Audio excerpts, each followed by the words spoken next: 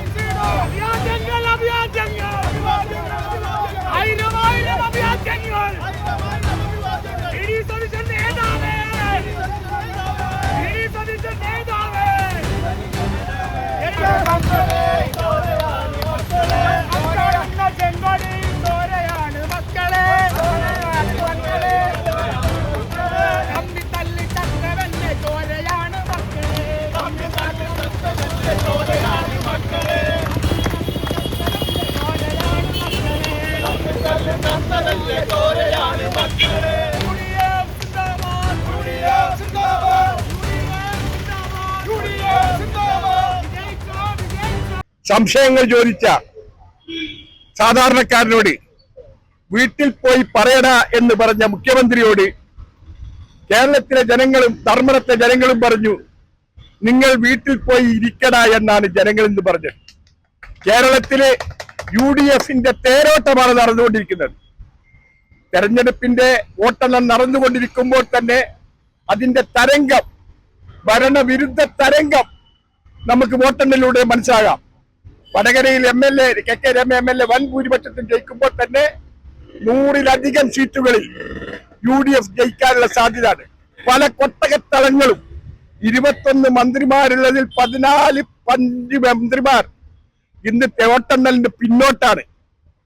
കളവ് പറഞ്ഞ് യൂത്ത് കോൺഗ്രസിന്റെ പ്രതിനിധികളെ 14 ദിവസം റിമാൻഡിൽ കടത്തിയ ആരോഗ്യ വകുപ്പ് മന്ത്രി 6000 വോട്ടിനോളം പിന്നിലാണ്.